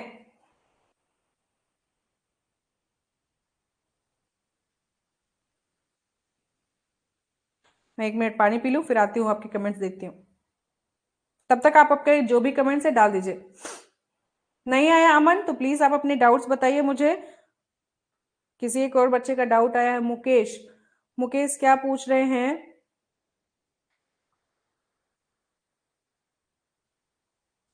कि जो इनकोडिंग होती है और जो इंक्रिप्शंस होता है, वो सेम होते हैं क्या। इंक्रिप्शंस वे आप बोल सकते हो, इंक्रिप्शन में भी आपको क्या होता है, एक लिपि का सहारा लिया जाता है, ठीक है। एक तरीके का जो गुप्त लेखन होता है, गूढ़ लेखन होता है, उसी को इंक्रिप्शंस बोलते हैं। मैं सही हूं ना, ठीक है। तो वहां पे भी बोल सकते हैं, जो फिर आप एक मैसेज को आपने गूढ़ लेखन के जरिए लिखा, फिर एक सामने वाला आता है जो उसे डिकोड करता है।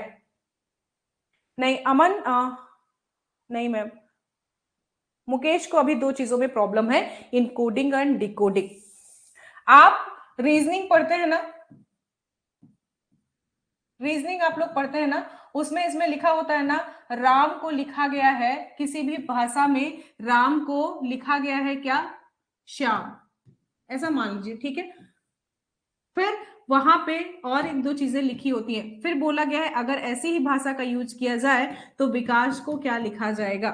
इस तरीके के क्वेश्चंस आप लोग रीजनिंग में पढ़ते हैं ना, कि न्यूज को ये लिखा जाता है, तो ये इनकोडिंग होती है। फिर आप जब उस शब्द को समझते हैं, वो डिकोडिंग होती है। एग्जैक्टली ऐसे ही मैसेजेस के साथ भी होता है। कभी कभी आप मैसेजेस में क्या करते हैं, सिंबल्स का यूज करते हैं, सिंबल्स का यूज करते हैं, कभी कभी आप चित्र बना देते हैं, ठीक है। जो अभी उन्होंने बोला कि गूढ़ लेखन होता है, इंक्रिप्शंस होते हैं, ठीक है। कुछ भी आपने किया, मैसेज को आपने डायरेक्ट ना करके इनडायरेक्ट कर दिया, फिर जो ये रिसीवर है ना, उस मैसेज से समझने की कोशिश करता है कि यहां पर जो बात कही गई है, जो सिंबल्स बनाए गए हैं, वो क्या हो सकता है। सामने वाले ने उस मैसेज को पढ़ने की कोशिश की, उसको समझने की कोशिश की, अगर वो समझ गया, उसे ही बोलते हैं डी कोडिंग। क्या ये जैसे स्कूल में घंटी बजी, स्कूल में घंटी बजना, ठीक है, स्कूल वालों ने इसे डी इनकोड कर दिया कि अभी देखो 5 बज गए, 5:30 हो गए। अब क्या 5:30 बजे हर बच्चे को जाके बोला जाएगा कि 5:30 बज गए, तुम्हारी क्लास खत्म हो गई है, तुम घर जाओ। हर बच्चे से जाके नहीं बोला जा सकता, इसलिए उन्होंने ये जो मैसेज था उसे घंटी बजाने से इनकोड कर दिया। ठीक है, कि जब भी ऐसा कुछ होगा आपको बेल बजा दी जाएगी, आप समझ जाइएगा कि अब आपको घर जाना है, 5:30 हो गए हैं। छोटे बच्चों के पास, हर किसी के पास घड़ी तो नहीं होती आज के टाइम पे। ठीक है, जिस टाइम पे हम लोग पढ़ते थे ना, किसी के पास घड़ी नहीं होती थी, इवन किसी के पास घड़ी होती थी, क्लासेस में भी घड़ियां लगी नहीं होती थी। आज तो फिर भी टाइम ठीक है, आप लोग थोड़े से हाईटेक बच्चे हो।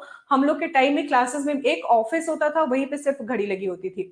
तो बच्चों को पता कैसे चलेगा? अब बच्चे इतने छोटे हैं कि उनके हाथ में घड़ी बंधी नहीं हुई है, उनके पास आजकल के बच्चों जैसा फोन भी नहीं है। तो इस चीज को डिकोड कर दिया गया घंटी बजाने से। ठीक है, कि जब भी 5:30 होंगे हम घंटी बजाएंगे। घंटी बजने का मतलब हो गया कि अब आप 5:30 हो गए हैं, अब आप लोग घर जा सकते हैं, आपकी स्कूल की छुट्टी हो गई। घंटी बजाई गई, जैसे ही घंटी बजी बच्चों ने इस मैसेज को डिकोड कर लिया कि 5:30 हो गए, अब मुझे घर जाना है। ये होती है इनकोडिंग और डिकोडिंग। ठीक है, एक आदमी ने संदेश के हिसाब से, चित्रों के हिसाब से, किसी सिंबल के हिसाब से कुछ भी करके एक मैसेज को डिकोड किया है। आप उसे समझते हैं कि वो मैसेज क्या है, वो बहुत अच्छे मतलब वो होता है इनकोडिंग और डिकोडिंग। ठीक है, बच्चों ने डिकोड किया, मैसेज समझा, भले ही टीचर पढ़ा रहा है, बच्चे सुनने के लिए तैयार नहीं है। भैया छुट्टी दो, छुट्टी हो गई, हम घर जाएंगे। ठीक है, उनका बैग शुरू से ही भरना शुरू हो जाता है, भले ही क्लासेस चल रही हैं। टीचर ने सोचा है मैं 10 मिनट बाद छूटूंगा, लेकिन बच्चा मानने के लिए तैयार नहीं है। भैया 5:30 हुए, अब नहीं रुक सकता, चाहे जो हो जाए। इसे बोलते हैं इनकोडिंग और डिकोडिंग। ठीक है, सबको समझ में आ गया ना? चलिए फटाफट आगे बढ़ जाएंगे। संदेश वाहन के माध्यम को 3 भागों में हमने जनरली बांटा है, मौखिक, लिखित और सांकेतिक। ठीक है, वैसे तो 2 चीजों में होता है, वर्बल और नॉन वर्बल। जब बोल के हम आपको चीजें समझा रहे हैं, लिख के आपको चीजें समझा रहे हैं, वर्बल हो गया। जब मैं आपको संकेत, तो आपने वर्बल और नॉन वर्बल रीजनिंग पढ़ी है ना, जब आपको संकेतों के माध्यम से चीजें दी जाती हैं, वो नॉन वर्बल कम्युनिकेशन में होती है। जनरली 2 ही तरीके का होता है, वर्बल और नॉन वर्बल, लेकिन मैंने इसे 3 में डिवाइड कर दिया है।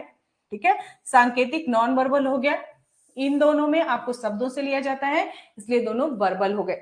जब शब्द का यूज किया जाए वो वर्बल हो गया, जब संकेतों या इन चीजों का सहारा लिया जाए वो नॉन वर्बल कम्युनिकेशन हो गया। किसी ने पूछा था कि जब हम किसी के मन की बात, ठीक है, अभी किसी ने क्वेश्चन पूछा था ना कि हम किसी के मन की बात को बिना कुछ कहे समझ जाते हैं, तो किस तरीके का कम्युनिकेशन होता है? वो एक नॉन वर्बल कम्युनिकेशन होता है।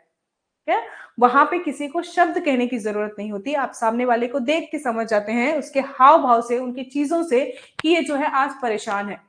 कोई बहुत खुश है तो आप समझ जाते हैं ये खुश है, थका हुआ है, उसके शरीर पे थकावट है, आपको समझ जाते हैं कि ये थका हुआ है आज। तो वहां पर उसे कुछ कहने की जरूरत नहीं है ना, आपने उसे देखा, उसकी बातों को समझ लिया, वो नॉन वर्बल कम्युनिकेशन हो गया। ठीक है, चलिए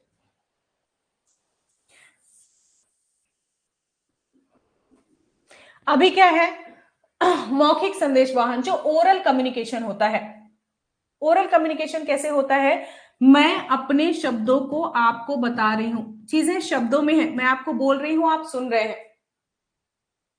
क्या होता क्या है, जब मैं बोल रही हूं आप सुन रहे हैं, तो हमारे बीच में जो कम्युनिकेशन हो रहा है वो मौखिक कम्युनिकेशन है। ठीक है, इसके फायदे क्या क्या होते हैं? मौखिक तो आपको समझ में आ ही गया होगा। तो इसके विचार विनिमय में शीघ्रता, इसमें जो एक्सचेंज ऑफ आइडियाज होते हैं, जैसे अगर नॉन वर्बल कम्युनिकेशन आपको उनमें समझने की जरूरत है, जो रिटन कम्युनिकेशन होते हैं, जैसे मैंने आपको लेटर भेजा, लेटर लिखा, लेटर भेजा, लेटर आपके पास तक जाएगा, आप उसे पढ़ेंगे, फिर वापस से फीडबैक देंगे, वो एक लंबी थोड़ी सी प्रोसेस होती है। लेकिन जब आप चाय पे चर्चा कर रहे हैं, आपका जो है आदमी, आपका दोस्त साथ में बैठा हुआ है, आप उससे विचार ले रहे हैं, वो आपको विचार दे रहा है, अपने फीडबैक दे रहा है, तो जो यहाँ पे कम्युनिकेशन होता है ना, वो थोड़ा सा फास्ट होता है। ठीक है, इसके साथ साथ ही आपको बहुत जल्दी फीडबैक मिल जाता है। चाय पे चर्चा करते हुए आप अपने दोस्त के साथ बैठे हैं, एक फैक्ट गलत बोल दीजिए, आपका दोस्त आपको 4 चीजें बता देगा कि अरे देखो तुमको समझ में नहीं आ रहा है, तुम कुछ गलत बोल रहे हो, हम तुमको बताते हैं कैसे बोला जाता है। ठीक है,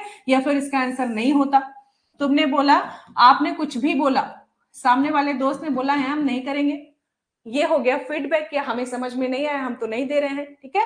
तो यहाँ पर जो कम्युनिकेशन होता है वो बहुत फटाफट होता है, जो वर्बल कम्युनिकेशन होते हैं। मैं आपको समझा रही हूँ, आपको समझ में नहीं आया, फट से मैसेज डाल दिया कि मैडम नहीं समझ में आ रहा है, फटाफट दोबारा समझा दो। मैं समझ गई कि मुझे दोबारा समझाना है, बच्चों की समझ में नहीं आया। तो यहाँ पे एक फटाफट कम्युनिकेशन होता है, जो आपको फीडबैक मिलता है ना वो भी बहुत जल्दी मिलता है। ये कम्युनिकेशन बहुत ही फ्लेक्सिबल होते हैं। आप सामने बैठे हैं, चीजें आपको समझ में आई नहीं आई, आप चीजों को लेके बोल सकते हैं, बता सकते हैं। आपको आपने कोई चीज गलत बोली, आप वहां पे तुरंत बोल सकते हैं सॉरी भाई ये चीज गलत हो गई, ठीक है। डाउट क्लियर करना हो तो अगर आपको ठीक है, मैं आपको कभी डाउट्स होते हैं तो मैं हमेशा क्यों बोलती हूँ आप मुझे फोन करना, क्यों? रीजन मुझे पता है कि मैसेजेस में कभी हो सकता है मैं आपके क्वेश्चंस को अच्छे से नहीं समझूं, कभी आप मैं जो आपको समझाने की कोशिश कर रही हूँ वो आप अच्छे से नहीं समझो। लेकिन जब हम बात करते हैं ना आपस में, तो ये जो कम्युनिकेट डाउट्स होते हैं ना वो जल्दी सॉल्व होते हैं। इसीलिए ये जो मौखिक कम्युनिकेशन होता है ना वो डाउट क्लियर करने के लिए सबसे सही और इफेक्टिव साधन होता है। कम्युनिकेशन करने का सबसे प्रभावपूर्ण साधन भी इसे ही माना जाता है। ठीक है, आप जब किसी व्यक्ति से बातचीत सामने से कर रहे हो तो आपका जो पर्सनल इफेक्टिव होता है, जो पर्सनल इफेक्ट है, जो आपका क्या बोलते हैं उसे, इंप्रेशन है, आप बोलते हो ना फर्स्ट इंप्रेशन लास्ट इंप्रेशन होता है, तो जो आप उससे बात करते हो मौखिक रूप से, वो जो व्यक्तिगत छाप होती है वो सामने वाले व्यक्ति के दिमाग पे असर करती है। ये सबसे इकोनॉमिकल साधन होता है। आप अपने दोस्त से जाइए, जितनी मन हो उतनी बातें करिए, आपको कोई इसके लिए पैसा पे नहीं करना, कुछ नहीं करना, ठीक है। चलिए फटाफट और आगे बढ़ जाते हैं। इसके सारे एग्जांपल्स मैंने आपके सामने लिख दिए हैं। क्या? व्यक्तिगत निर्देश, जो आप पर्सनल गाइडेंस किसी को देते हैं, रेडियो हो गया, टेलीविजन हो गया, सामाजिक व सांस्कृतिक कार्यक्रम हो गया, दूरभाष हो गया, साक्षात्कार हो गया, भाषण हो गया, ये सारे मौखिक में आते हैं, जिसमें लोग आपको बोलते हुए सुनाई दे रहे हैं। ये एग्जाम्पल आप एक बार देख लीजिएगा, हो सकता है इनमें से कोई एग्जाम्पल आपसे देख के पूछ ले कि ये मौखिक कम्युनिकेशन है या फिर किसमें है, ठीक है। चलिए, लिखित कम्युनिकेशन क्या होता है? जब सूचनाओं का आदान प्रदान लिखित रूप में होता है, जैसे आप लेटर लिखते हैं, जब हम व्हाट्सएप पे चैट करते हैं ना, मैसेजेस एक दूसरे को भेज रहे होते हैं, वहां पे भी क्या होता है, रिटन कम्युनिकेशन होता है। ईमेल हम आपको भेज रहे हैं, ये भी क्या हो गया, रिटन कम्युनिकेशन हो गया। जब सूचनाओं का आदान प्रदान लिखित रूप से किया जाए तो इसे हम क्या कहते हैं, लिखित कम्युनिकेशन कहते हैं। ठीक, जैसे पत्र पत्रिकाएं हो गई, आप समाचार पत्र पढ़ते हैं, बुलेटिन्स पढ़ते हैं, रिपोर्ट्स पढ़ते हैं, इन सारी चीजों को हम किसमें सम्मिलित करते हैं, जो हमारा रिटन कम्युनिकेशन है उसमें। लाभ क्या होते हैं? जब बहुत जो है मैसेजेस बहुत लॉन्ग होते हैं और सामने वाला आपके सामने नहीं है, तो आप इस मैसेजेस को भेज सकते हैं।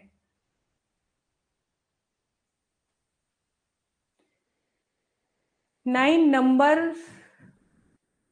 पे क्या था मैम? अच्छा, 9 नंबर पे अंगूरी लता, ये हम आगे जाके पढ़ेंगे, ठीक है। जो ग्रेप वाइन कम्युनिकेशन होता है, ग्रेप वाइन ये बहुत इंपॉर्टेंट है ना, आपको हर एग्जाम में दिखता है, मैंने इसके लिए अलग से रखा हुआ है, ठीक है। समझाइए ना, ये अंगूरी लता कम्युनिकेशन होता है। अंगूरी हम जो गपशप करते हैं ना, जो फॉर्मल वे पे नहीं होता, इनफॉर्मल होता है, हम आपस में बैठ के बात कर रहे हैं, कोई भी गपशप, जैसे आप लोग अभी बोल रहे हो कि ये हुआ मैम, वो हुआ मैम, ऐसी चीजें हुई, वैसी चीजें हुई, हम गपशप कर रहे हैं, कोई मतलब कोई फॉर्मल चीजें नहीं चल रही हैं, हम किसी के बारे में डिस्कस कर रहे हैं, ठीक है। तो ये जो चीजें होती है ना, जो इनफॉर्मल ऑर्गेनाइजेशन में जो गपशप होती है, जो आप किसी की बुराई कर रहे हैं, किसी की अच्छाई कर रहे हैं, वो सारी चीजें अंगूरी लता कम्युनिकेशन में आती हैं, बहुत इंपॉर्टेंट है। यस, इनफॉर्मल कम्युनिकेशन क्या होता है? बुलेटिन्स भी आपके न्यूज़पेपर की तरह ही होती हैं, ठीक है, जिसमें कुछ चीजें, जैसे आप पढ़ते हैं ना बुलेटिन्स, जनरली आप क्या करते हैं, बुलेटिन्स आपको न्यूज़पेपर में जब आप न्यूज आप लोग देखते हैं तो आपको सुनाई जाती है ना कि 1 घंटे की बुलेटिन्स क्या हैं, एक तरीके की वो बुलेटिन्स होती हैं,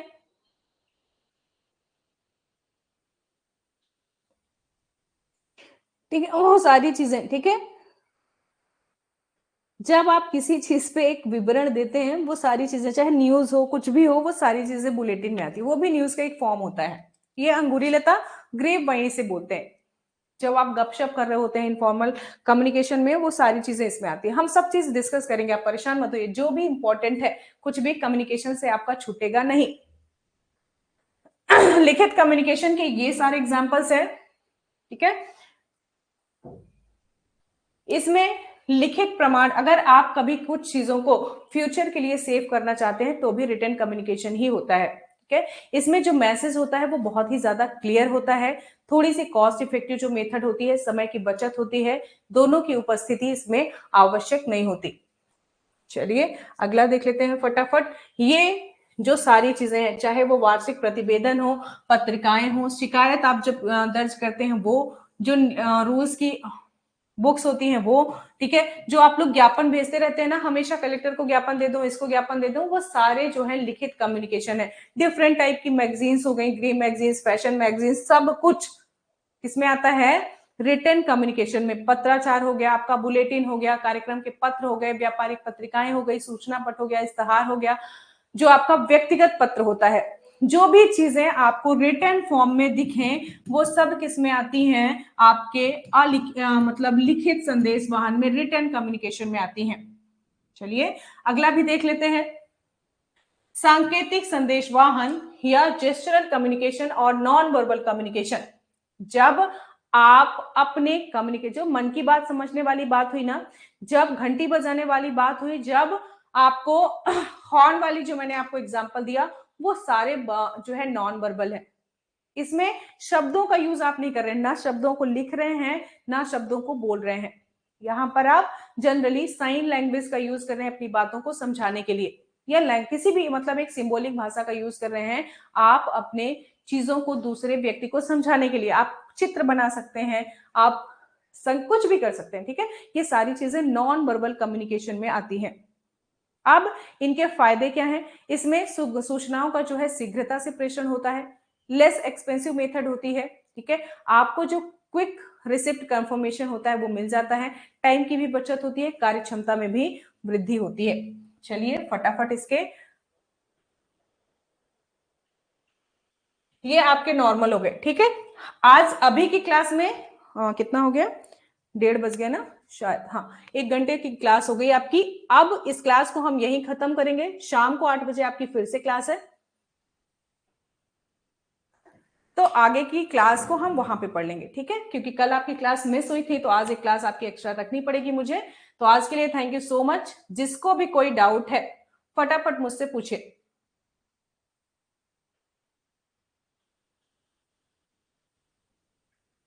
जो लोग नए बच्चे जुड़े हैं उनको सारी चीजें समझ में आ रही हैं क्या?